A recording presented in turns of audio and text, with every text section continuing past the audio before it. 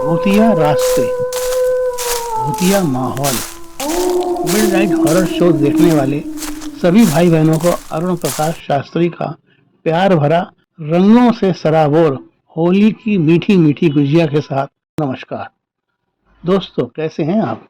आजकल तो जम के होली के पकवानों का स्वाद लिया जा रहा होगा।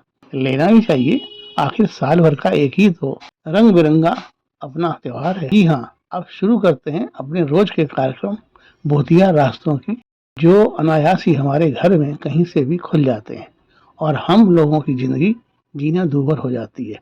कल की ही बात बताता हूँ आपको। कल हमारे दोस्त राजू भाई होली मिलने जब हमारे घर आए तो गुजियों का स्वाद लेते लेते बोले, यार कुछ दिनों से मेरे घर में भूत घुस आए हैं। मैंने पूछा, अच्छा तो आप उस भूत से रूबरू हुए या नहीं? तब राजू भाई बोले, नहीं रूबरू तो नहीं हुआ, लेकिन है जरूर कोई ना कोई भूत जो हमारे घर को घेरे हुए है, जिससे रोजाना ही घर में बेवजह बहसबाजी, बच्चों में आपस में लड़ाई झगड़ा होता ही रहता है।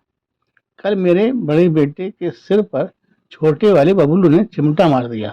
जब बात पूछी तो बात सिर्फ इतनी थी कि बड़े वाले बेटे ने अपना मोबाइल फोन छोटे वाले बबलू को देने से मना कर दिया था। अरे ये भी कोई बात हुई जो उसने अपने बड़े भाई को ही मार दिया। राजू भाई फिर बोले, आजकल आपकी भाभी जी भी मुझसे न जाने क्यों कुछ चिड़ी चिड़ी सी रहती हैं। राजू भाई की बात सुनकर मैंने कहा, राजू भाई आपकी दिनचर्या क्या रहती है? उन्होंने बताया, मेरी दिनचर्या दिनचर्या क्या, सुबह 9 बजे घर से ऑफिस के लिए निकलना और शाम कभी 7 बजे कभी 8 बजे घर लौटना, खाना खाना और सो जाना, बस यही है मेरी दिनचर्या। अब प्राइवेट नौकरी है, ऑफिस से निकलने में देर होना तो स्वाभाविक ही है ना। मैंने पूछा, क्या ऑफिस से छुट्टी कभी नहीं मिलती या वीकली ऑफ नहीं होता? राजू भाई बोले, हाँ हाँ वीकली ऑफ होता है ना संडे को। तो संडे को आप क्या करते हैं? राजू भाई बोले, संडे को मैं आराम करता हूँ। दिन के 11-12 बजे उठता हूँ आराम से, स्नान ध्यान करता हूँ, भोजन करता हूँ, फिर सो जाता हूँ। मैंने कहा, इसका मतलब ये कि आप पूरे सप्ताह कभी भी बच्चों के साथ या भाभी जी के साथ बैठकर हंसी मजाक या कहीं घूमने फिरने का कार्यक्रम नहीं बनाते। जब तक आप बच्चों को कहीं घुमाने नहीं ले जाएंगे या उन्हें बाहरी दुनिया के दर्शन नहीं कराएंगे तो जिंदगी तो नीरस ही होगी ना। आप तो बाहर निकल गए अपने ऑफिस के लिए, बच्चे भी स्कूल और स्कूल से घर, बस लेकिन लेकिन भाभी जी जहाँ की तहाँ घरेलू कामकाज के जाम में ही फंसी रहती ना।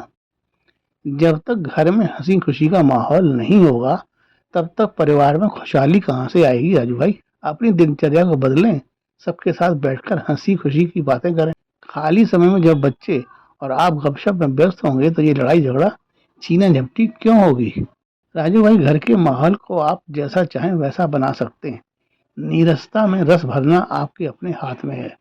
आपके घर में कोई भूत प्रेत नहीं है तो सिर्फ आपके घर का खराब माहौल, जिससे सुधारना आपके हाथ में है। आदमी 100 साल में भी बूढ़ा नहीं होता, अगर वह चाहे तो वह मन से सदा जवान बना रह सकता है। तो जीवन को रो कर नहीं, हंसी खुशी बिताइए। अपने आप को नहीं तो अपने घर के माहौल को तो बदल ही सकते हैं ना राजू भाई। तो दोस्तों, ये कहानी सिर्फ राजू भाई की ही नहीं, आपके घर की भी हो सकती है, हमारे घर की भी हो सकती है। जब तक हम अपने आप को समय के अनुसार नहीं बदलेंगे तब तक कोई ना कोई एक रास्ता भूत प्रेतों के लिए हमारे घर का जरूर ही खुला रहेगा, जहां से वे आसानी से कभी भी हमारे घर को अपनी जागीर बना सकते हैं। इसी के साथ अपने दोस्त को इजाजत दीजिए। कल फिर मिलेंगे एक नए भूतिया रास्ते के साथ। नमस्कार।